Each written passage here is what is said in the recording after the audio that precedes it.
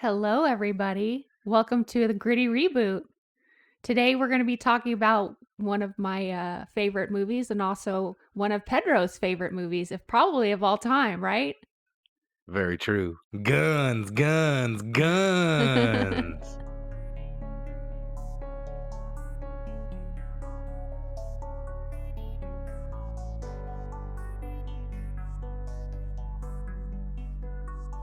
Hey, everybody. I'm Pedro Amador. Welcome to the Gritty Reboot podcast.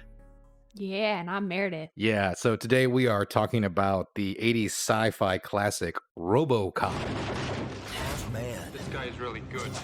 half machine, Robocop. What is he? He's a cyborg, you idiot. all hero. What are your prime directives? This was made in 1987 by one Paul Verhoeven. This movie was a massive hit when it came out, even though it was trashed at the time it was released because people thought it was a Terminator ripoff. Even though if you watch the movie, it is nothing like Terminator at all. Not in the least. I have a really funny story here because if you've managed to see the 1987 version of RoboCop, it is a dark, bloody film, a very, very violent film. Very gritty. Yeah, and in the 80s, this was okay to show a kid a rated R film. That was perfectly fine. If any of you guys are here and you're 25 and younger, the idea that there would be an R-rated movie marketed to children would just be absurd. Like if Endgame was like rated R and like they blew Thanos' head off graphically at the end of the movie and there was like an action figure for that. Like that's sort of what RoboCop was. The toys were like sanitized a little bit or anything, but I mean they were still toys from a very Yeah. violent rated R movie. They were Marketed at kids. yeah, there was a Saturday morning cartoon. It was perfectly acceptable to talk about like RoboCop on the playground, stuff like that, or Terminator, like just movies of that caliber and that level of violence. They weren't demonized like they are today. Like it'd be very, very weird to go out and find a toy from an R-rated film that wasn't specifically like made for collectors. Like, Yeah. to go to Toys R Us and to find like Terminator or RoboCop action figures in 1987 was not a foreign concept at all. So I saw RoboCop. I mean, when I was a boy. Yeah, because I think I'd have been about 5 when RoboCop would have come out. 87, yeah. Yeah, so I'd been about like you're 5 4 or or 5 for yeah, you. 4 or 5 years old. So probably maybe 6 when it gets to home video and I've seen it. Because I can remember like primary, second or third grade, people talking about RoboCop, making references and jokes to it, and thinking like, "Oh, I've seen that movie too." Everyone's seen RoboCop. So this is like one of those films that I have grown up with, and I absolutely love RoboCop. We just Yeah. watched it last night. How do you feel about it? I know I can gush for hours about RoboCop. How do you feel about watching it again here in 2022? I loved it. Like, I love all actually, one of my favorite parts of the movie is the stop motion animation. Like, that Old is school. it's so old school and so classic. I just love it when a movie utilizes it and utilizes it well. Like, it's done really well. I mean, that's gotta be hard to make that, out of clay? However they do it, it's gotta be hard to make all those little pieces move and Yeah, like at 209, I mean, he's a posable figure, but I mean, still, yeah. that's someone going there, moving him like a 16th of an inch. Yeah. Picture. Another 16th of an inch picture. And I mean, that's how it goes over and Really over again. detailed Yeah, you too. think about that final fight he has, or the middle of the movie fight with Ed 209, and the toe kind of moves a little bit, or like his whole thrashing. Yeah. That probably took days of just moving him back and forth and thrashing. His toe moving at the very end was probably a solid day's worth of work for an animator who was just like taking pictures and filling out or looking at classified ads in the 80s.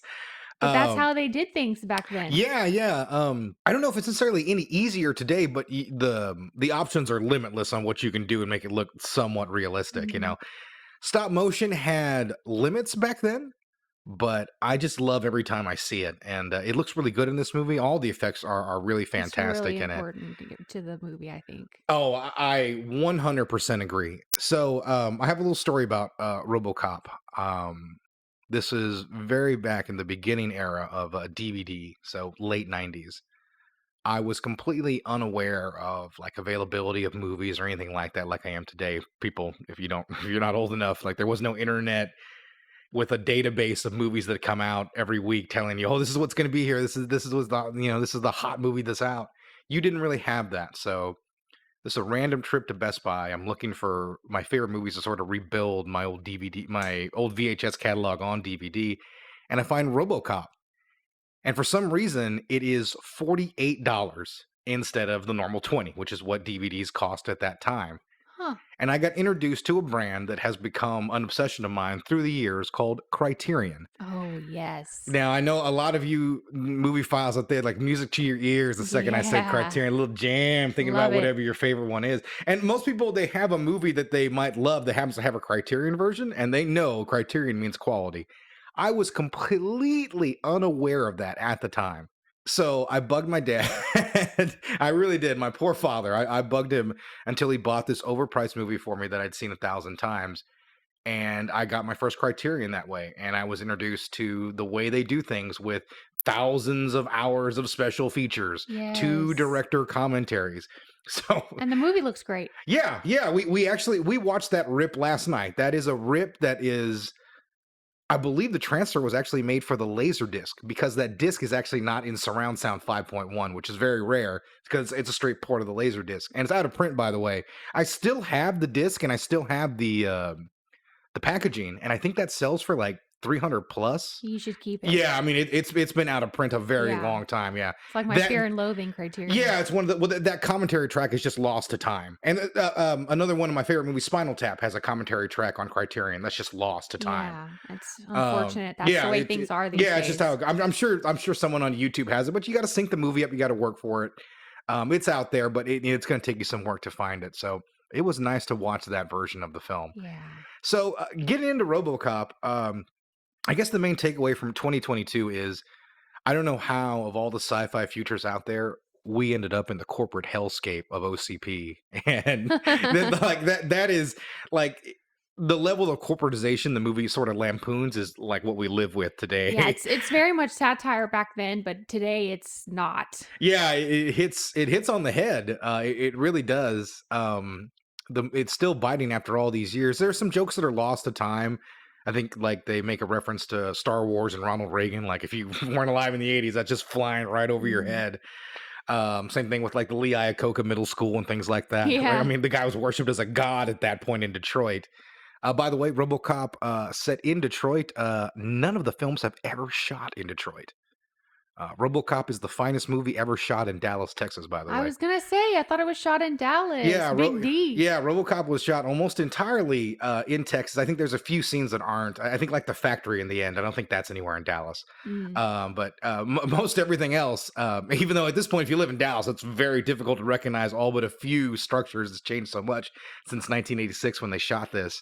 It is a real treat if you live in Dallas to see it. The OCP building, it's just City Hall. But going back into RoboCop, besides it being an incredible satire, I'm amazed at what an effective Frankenstein tale it really is. Yeah. As we sort of talk about reboots, it very much is another retelling of Frankenstein. You know, a man brought back from the beyond with no memory of his parts or what they used to do, and the humanity coming through the coldness of the machine, of the robot. You know, no matter what can be done, And his he's still humanity and got his soul emotion. comes through. Yeah, He's got feelings to that.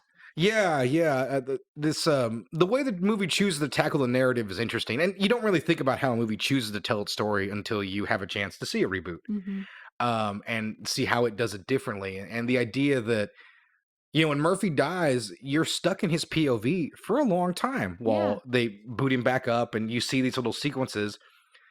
Now it's more interesting to watch because that's another thing. If you watch if you watch films when they come out, is you are always spoiled by marketing.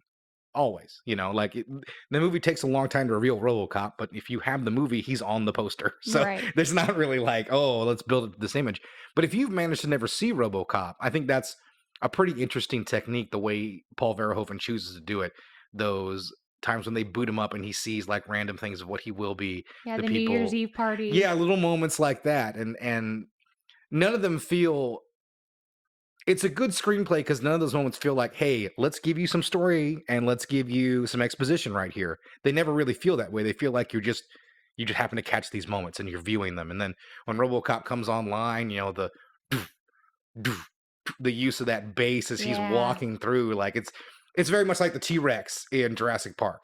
Like to feel like RoboCop walk as you hear that sound, and then the first time you get a shot of RoboCop, you see him through the monitor. So you don't get a clear shot of him when he's walking through OCP.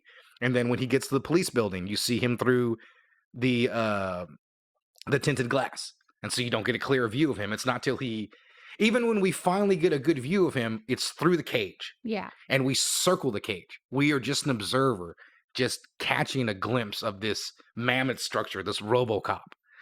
The way he's built up is particularly fantastic. It's one of the things I love because Robocop feels powerful. He is powerful. And when that humanity starts to come into play, like Robocop finally gains some weakness. He goes against his programming, and we kick off with the plot of the movie, him trying to figure out who he was and get revenge or justice, justice for what happened to him. Yeah, from one of your favorite villains in TV movie history. Yeah, yeah. Clarence Bodiger, fantastic name. Just say it once or twice. Clarence Bodiger. I mean, that's a fantastic bad guy name. It is. It's Kurtwood Smith. A lot of you guys might know him from being the father in that 70s show. Yeah. So he doesn't call anybody a dumbass in this movie, but he is chewing scenery like nobody's business, while still keeping it somewhat grounded. Yeah, he's definitely the villain. I mean, he's pretty tough. He's gritty. Yeah, yeah. I mean, this movie has two villains, and they're very different, and they're both Very fantastic. different. Yeah, and I think that really helps. You know, him out there with his quips and guns, bitches leave, all that stuff. That's really fun. Can you fly, Bobby? Like all that stuff is a lot of fun. And you need a little bit of fun because this is a like I said, a violent science Dark fiction movie. story. Yeah, it very much is. So getting just a little bit like that is just fantastic to kind of lighten it up. Well, let's talk about some of the grittier parts of this movie. Like I already mentioned the stop motion, Ed 209, the overkill of the guy, the corporate guy who they're testing out Ed 209 to all the corporate thugs or whatever. Yeah, very famous scene. Yeah, and then he ends up getting killed like brutally. Yeah, I love the scene for a number of reasons. That was one that was cut down by the MPAA massively. Criterion gave us the full cut like that. Like I think the shot of him on the model of Delta City just getting blown away with squib Yeah. to squib, that wasn't in the theatrical cut. That was too much for them. But it was nice to be able to see that again. And I just love how that guy is dead and smoking. And they just continue on with the dialogue because it's just how the corporate world works. It's a great joke. Like, yeah, that guy's dead, but let's talk about the bottom line. Yeah. Like the way they just move on is all really fantastic stuff. I like the female cop too. She's pretty gritty. You get her introduction as she's beating up a perpetrator. Yeah, it's a great way to introduce a character. You don't always want to say, "Hey, this is Lewis. She's tough as nails. She's a tough. great," you want to show her like this guy gets out of line. She's able to subdue both suspects, and it's a really nice sequence. Like automatically, we recognize, "Hey, she's tough. She knows what she's doing." They get together. They go after the gang, and Murphy goes into there, and you understand that Alex Murphy is a very good cop. He's brave. He's got guts. He's a good shot. And then you go into his whole scene where he gets killed. He gets his hand blown off first, and you see all that. And then he gets just pumped full of lead, just one after the other. Yeah, another grisly scene in this movie. Yeah, getting just shredded. Yeah, and I mean, obviously the scene is famous. I mean, people have talked about, RoboCop getting blown apart in that. And it's a great way to kill your protagonist. And I think the sequence right after that in the hospital, also really gut-wrenching. Like the way it's shot, all handheld, wide angles, close on the body. The POV as it gets darker and darker as he starts to pass away. That's all really good stuff. Those little flashbacks of the family. Because that's another element here. We haven't been introduced to his family. Not really. No, They're I kind mean, of an outside source. We're aware that he has one. And when we see it as the audience, we know, oh, he's thinking about his wife and child right before he dies. We don't know who they are. We don't know anything about them other than he has a wife and child. Well, you get to see the wife and child waving to him, and he's got that POV view. And then it quickly comes back. It shoots back. I like that whole scene because it shows that, his family is out of reach at this point. Yeah. It was the last time he saw him, his last goodbye. Yeah. Or so he would believe. And then, like I said, we are introduced to RoboCop and the story kicks off. And, we talked about things about how the movie feels, but from a writing perspective, this movie just goes and goes and goes. A lot happens in it, and they do a beautiful job with all the news breaks. Yeah, like the Nukem commercial. Yeah, they sprinkle in these nice little gags, and then they flat out just give you exposition. I love that commercial. But like I said, that's like what a news broadcast fucked does. up Battleship. Exactly. I love the way this universe portrays it. The Yamaha heart. Boy, you talk about just lampooning our medical system. It's still holding up. I think 20. No, it's longer than that. Over 30 plus years for RoboCop. Mhm. And like I said, they give you exposition in those sequences, and they give it to you in a way where you don't really realize that's what's going on. That's the whole point about being a screenwriter and giving exposition is you don't want it to seem like, hey, I'm giving you info so you know what happens here for the rest of the story. Yeah. You don't want to do that because I mentioned that because our other film will will suffer Oh, from that no. problem immensely. I know. But I mean, it's just such a fun movie that actually is about something, and that's a tough feat in summer blockbuster fare, which what this was. This was a big hit movie. One of the bigger hits of '87. It's just nice to sort of see that, like, there's some actual meat on the bones, and that's something we don't get a lot of today. I'm not really bragging on the MCU, but those movies don't really have a lot to say besides what is in their story. So what's your favorite gritty moment of this movie?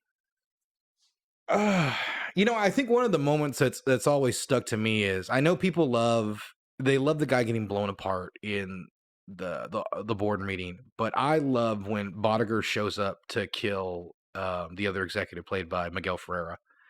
Everyone's. I mean, you talk about pure '80s excess. It's sex and cocaine before that. Yeah. They're thrown out, and I love the way the sequence Bitches is. leave. Yeah, because there's such a coldness to the way, like, he shoots him in those legs, and then Dick Jones, played by the great Ronnie Cox here. By the way, Ronnie Cox before this was known for playing like sweet grandfathers and stuff like that in movies. So this was a turn for him. And after this, he plays nothing but like corporate douchebags until he retires in the late '90s. Him just sort of mocking him as he dies. I love that whole sequence of him reaching for the grenade. Like, to me, like, there's such a hopelessness and nihilism in that death. That I truly like. He had no way to ever escape from it. It's one of the gritty moments that I really love. What would be your moment that stuck out to you the most? Oh man, Toxic Waste Man. Oh yeah, Toxic I Waste love Man. that scene. That I is brutal. I pop hard for that. Yeah, Yeah. yeah. I love every time that he comes out there. "Ooh, help I me! know. Don't touch me, man!" As he's changing. Yeah. It's all such great stuff. I It mean, is. you're talking about in this movie where all this fun stuff is happening. All of a sudden, you have like the Toxic Avenger pops up Yeah. for no reason. But that's just the kind of movie that this really was. Like, you were just kind of surprised at every turn. It's still so much fun today for those reasons of having that level of grittiness and that fun and a social statement. It's everything that. If you ever pick up a screenwriting book, that's like what they want you to do. Yeah. Fun. Don't show. Don't tell. Show. And then, slight social statement. It's all there in RoboCop, and it all works. And it's due to great performances in Paul Verhoeven. I think one of the other moments that I always love and that I wanted to talk about was a lot of action movies are power fantasies. We talk about that with video games sometimes too, but RoboCop is RoboCop is OP. Like, he's running around old Detroit just laying waste to these guys. And then when he finally has his murder solved, he goes to arrest Dick Jones, and we find out that RoboCop is not always OP, and he is shellacked by Ed 209, Mhm. caught off guard. And that, Ed 209 is kind of a joke when he comes down the stairs and he's squealing and stuff like that. But what's not a joke is when RoboCop comes out and the entire I OCPD know. is waiting for him. And his old friends are like, you can't do that. I know he's a machine, but that's a cop that was in there. You can't do that. And they don't care. They don't listen. And they start shooting. They start opening fire on RoboCop. And the way it's shot in the music, there's this great shot when RoboCop is just taking fire from all angles, and he falls down to a knee, and he's crawling to get away from all this fire. Mhm. His humanity fighting to survive. You get the light behind That him. light and behind him and the music, so you feel the- you feel the bad. You fog. pity him. Yep. Like, you know that, oh my God, he's gonna die here. And those are the moments where directing comes into play and is super important, because trying to make a powerful character someone you can identify with and someone you could pity and be like, oh my God, he doesn't have a chance here. It's so well done in that movie. And most movies don't do that. They can't take the stakes up. They don't want to make the hero look bad enough to where something actually matters. Yeah. And it really does. RoboCop was put in a lot of danger, and they give him those powerful guns. I love the way the movie takes those stakes right up. and it's something I think that is missing from the remake. I don't know if I don't know if you have anything else you want to say about RoboCop before we transition into 2014. No. Oh my gosh. We have to go into the 2014 movie, which was not as nearly, couldn't even touch the old movie.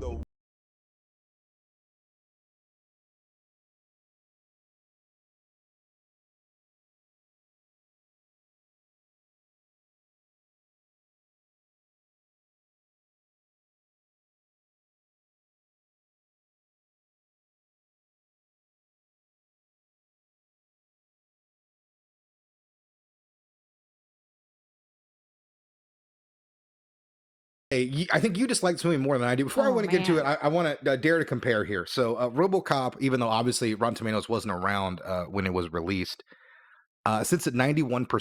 RoboCop 2014 sits at 48%. And this is the 2014 14 film. Jose Padilla. He directed this one after doing Elite Squad 1 and 2, which I think are two fantastic Brazilian action movies. They're a little light on plot, but they have great action. And RoboCop at times has some good action. So I'm disappointed by that.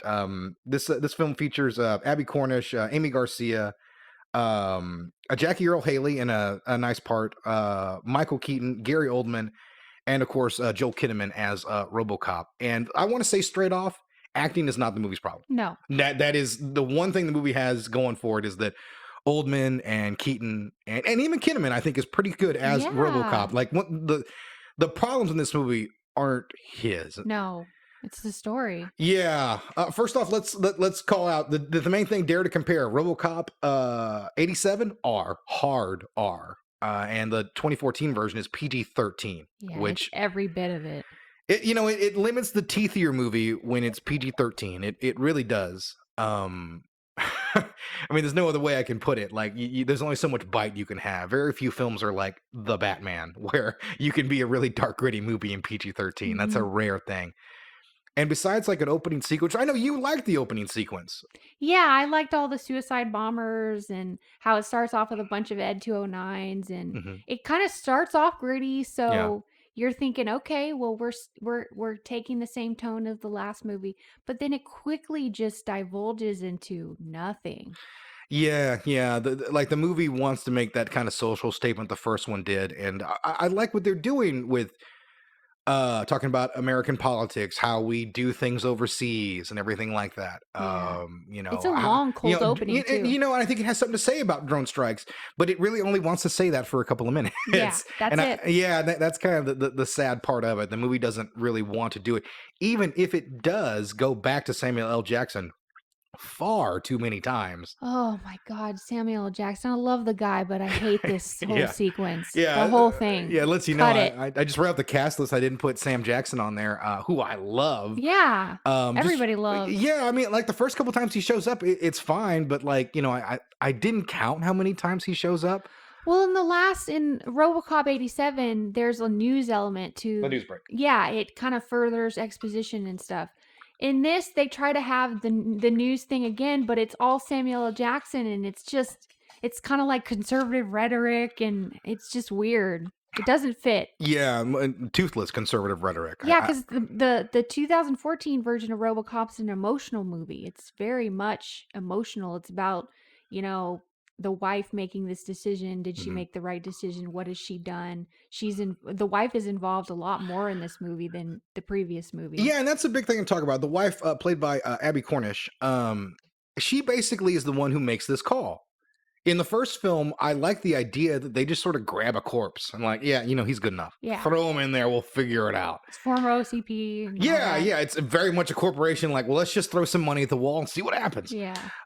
In this one, she has to sort of sign her husband over to them to agree to it.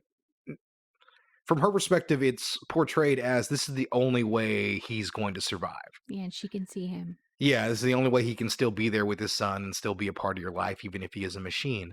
So she agrees to it and makes him the RoboCop, but that automatically throws a big change right in the works, is that we know about Alex Murphy from before anything, really. Mhm. We know all about him as a family man. We know all about, the sort of cliche drama about corruption in the police. And I say cliche because I mean it's there, but there's nothing particularly interesting about that drama. That there's some Right. dirty cops and they're covering up for mobsters in the area who are doing something. But what they're doing is well, unlike the first film, no longer directly related to OCP. What they're doing, it's completely separate, right? Yeah. Yeah, those two plot lines don't touch. Absolutely. So we do have two bad guys in the movie, but I now cannot even remember the character name of the guy who kills Alex Murphy in this movie. Um, I don't think I remember either. yeah, It's he's not as clear as the yeah. 87 Well, I mean, because version. once again, the '87 film, we have a visceral scene of our protagonist being blown apart by Kurtwood Smith and his gang. In this one, it is a car bomb. Yeah. And also the way and I don't, I hate to really, nitpick and things like that, but like showing him planting the car bomb doesn't really increase the tension. You just know it's coming because it's a RoboCop movie. Yeah. Eventually the guy who's going to be RoboCop has to die. So there's no real tension in the way they do it. And so when he wants that revenge, like we sort of understand it later on, but there isn't that drive for it. Right. Like as an audience, we're not hungry to see that revenge like we are with Peter Weller's version of that character. And man, it weighs the film down, slows it down. I think because there's so many plot elements they are trying to work with. Well, it turns the movie into a mystery. Yeah, It's a whodunit at the end of the day, yeah. and he just tries to solve the murder of his own murder. Yeah, and I mean, even at the end, like he finds out his police chief is a part of it as well, Yeah. and that goes nowhere. Nowhere. Yeah, he falls asleep. They turn him off, and then she escapes justice. I believe because the movie at no point indicates that she got her comeuppance. Because once that moment happens, we're done with that revenge story. Now we need to go to the OCP part of this story. Mhm. Like I feel like they are rushing to hit the beats they need to hit, while also taking an immense amount of time to get to anything. The training scene, oh my gosh, it goes on forever. Yeah. But it has one of the coolest parts of the movie, which is where you get to see RoboCop broken down into brain, face, lungs, and a hand. Yeah, Joel Kinnaman and Oldman played the scene really well. Yeah. Kinnaman, like the way he's like, "No, it's all going away." No, like that's all fantastic Yeah. stuff. And it's just him and just the lungs. Him almost just say it didn't work, just kill me. Like, well, that's not an option. Almost a head in a jar. Yeah, it's pretty much what he is. So that's the movie's best scene. It absolutely is. Yeah, because that sort of gets that kind of Frankenstein feel of the first movie, that the heartbreak of what's been happening to him, a level of body horror that this movie only really flirts with a little bit in that sequence. The first film obviously has him being turned into a machine, but even when you compare the two kinds of machines, RoboCop 87 is a far more grotesque experience, grotesque sight under the helmet. Mhm. Because you can see Joel Kinnaman's face pretty clearly in this film. Yeah, which I hate. Yeah.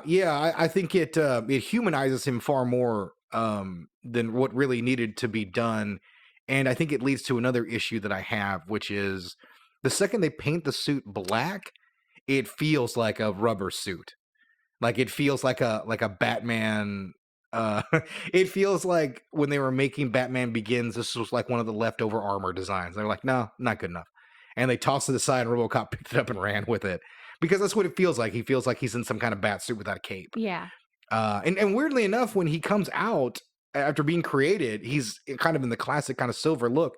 That feels more like a robot than what ends up happening with the black tactical version of his suit. I don't know. Well, I mean, I guess probably, focus testing told them that black was going to be a better sell. But that part never works. And I think that's a real hindrance to have a suit, in 2014 that's less effective than the one you had in 1987. Yeah. And I know you want to do your own thing, and you don't necessarily want to say like, oh, well, let's just bring that suit back or anything like that. That's not really what they do here, and it's a real shame. Yeah, not to mention like when he at the end of the movie when he gets killed, I guess, and then he comes back in a white suit.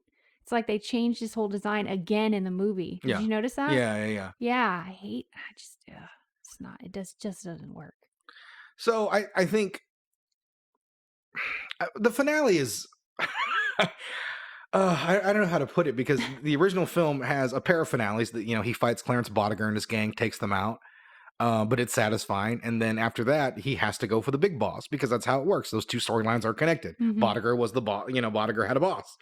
So he has to go take him out and finish off Ed 209. We get that resolution. He took him out, and then he's able to get justice. And then someone asks him his name, and he's able to respond as a man, Yeah. not a robot, not no name, not RoboCop. Name's Murphy, and and the little smirk, humanity. No matter what, it came through. Yeah. Because they should show all that with the whole dopamine. Yeah, exactly. And then in this movie, in the 2014 version, the finale is tacked on. Yeah. Because it's just a hostage sequence with his family on the top of the building, and nothing really clever happens. Just the one thing we're told can't happen, which is him overriding one of his directives. He just does. Yeah. He just does it. Like, it's no big deal. I know. Yeah, They it's like, set this up and then they knock it down. I don't have a problem if you do something like that, but you can't tell me like this 100% can't happen. It can't be this way, and then it just happens. And I know he shuts down, but it's still an ultimately unsatisfying way to end the film. Yeah, and like I said, he just kind of dies. Yeah, he just kind of rolls over, dies, and then we go to a Samuel L. Jackson news break, and I forget what they're called. We go to one of those to kind of tidy up the plot, basically, that says Gary Oldman turned state's evidence against OCP and I guess shut down their robot division. Well, they leave things open for a sequel that we never really get, which is a shame. Because I mean, I would like to see what Joel Kinnaman could have done with that character. Mhm.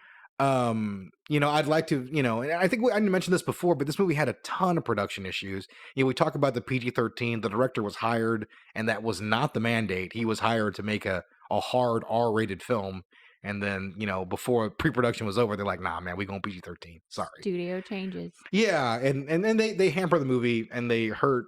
I mean, I think it's watchable, but I mean that's not high praise.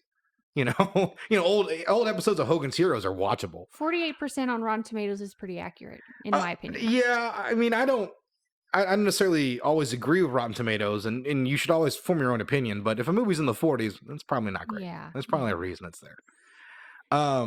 So it's not a gritty reboot. Yeah, it's the exact the opposite. least. Yeah, it's the exact opposite of a gritty reboot. It's a sterilized It's like they corporate reversed. sterilized corporate version of RoboCop, which is funny in itself. So, I mean, that's all it is at the end of the day. A movie that is inferior to the first film in story, in grittiness. I would have made it more violent. They should have kept with the Frankenstein thing and made it more violent. Then it would have been a really good gritty reboot. Yeah, because, I mean, I think, how do I put it? Like,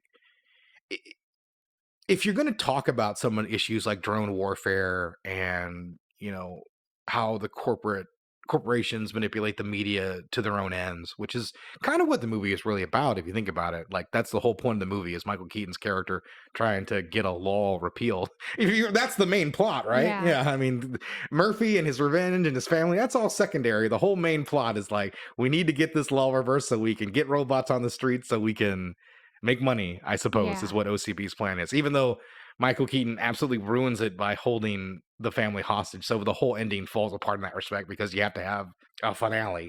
But yeah, I mean, Every movie has one. he had just achieved his plan. There was no real reason to have to do all that weirdness of RoboCop. He just could have found another way to murder him. Yeah. But I mean, it is what it is. It's not a smart movie. It's a cheap cash grab of a remake, and it shouldn't have been that way. And it's really unfortunate. I mean, there's no real reason to watch it, even if you're an Uber fan. I mean, watch RoboCop 2. I mean, I think it's a better movie than RoboCop 3, but RoboCop 3 was, that's another, we won't cover that at all, but that was another movie with a really strained and rushed production. Yeah. And it's not very good. And it's also PG-13, by the way. I was unaware that RoboCop 3 is almost a family movie. Well, before we close here, is there anything that you would do to make the 2014 version more gritty? I told you that I'd like more violence and taking the Frankenstein thing and making it more prevalent. Well, I think what I would have done is if you have a mandate to where you don't really want to make those criticisms of corporations and you don't want to be that satirical, make a dark revenge tale of a man in a robot suit who is all powerful now, and his quest to go out and clean I like Detroit of crime no matter what. I mean, make a different movie, because that's the problem is they weren't ballsy enough to make just a different movie. They Mhm. still like, well, we got to have this OCP angle, and we got to have some of the bad guy killing from before, without really picking which direction that they wanted to go down. And by them making everything a little bit more complicated, yes, there's more elements to the story, but it also slows it down. I talked about before, running time of RoboCop, a pretty trim hour and 40. The 2014 version, just over 2 hours. Mhm. And that slowing it down doesn't help with anything. I think you make it a darker revenge story about a robot, remembering who he used to be and how that affects things. I think is far more. I don't even think you need the OCP stuff or anything like that. You really could have focused on just that revenge tale and made this a stronger movie. Because if you wanted a sequel bait, you could save him taking out OCP for the sequel. Yeah. But they didn't want to go that way. They went this way, tried to shove everything into one.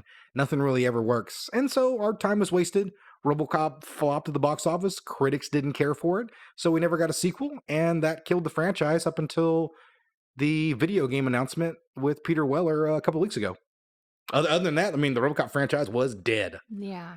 So obviously, we'll never see Joel Kinnaman in the role again, and that's good. But at least for fans, we'll get another opportunity, albeit in a digital form, to see Peter Weller's take on the character at least one last time. Yeah. So we can see that whole dynamic again play out in hopefully a more grittier version. Yeah, I'm hoping for that too. It's always nice to get to watch RoboCop again, but with this show, we got the downside of here having to watch the 2014 version. I think we did it a bit of a disservice by shotgunning it right after RoboCop. Maybe, but I still think I would have felt the same way. Probably, yeah, but it made its the change in tone and how dull it was all the more apparent. Yeah. Next week things should treat us a little bit better, I do believe. I think so. Next week we're going to be doing Candyman, which just got a reboot quasi sequel last year. Mm-hmm. So we'll be taking a look at that one. Spoiler: Candyman. I have actually not seen the reboot, so this will be the first time I'll watch it. But the original film is one of my absolute favorites. Yeah. A film I love and find creepy to this day. And I love showing it to people because most people don't realize what a smart movie it is. They just assume it's a dumb slasher flick. And Candyman is anything but that. No, it is quite smart. Yeah. It's a pretty cool It's little not movie. one of my favorites, but I can admit that it has some strong points. All right. Well, much like one of the cops at the OCP precinct, I'm going on strike here. So this is Pedro, and I'm out. I'm Meredith, and see you guys next week. All right, guys. See ya.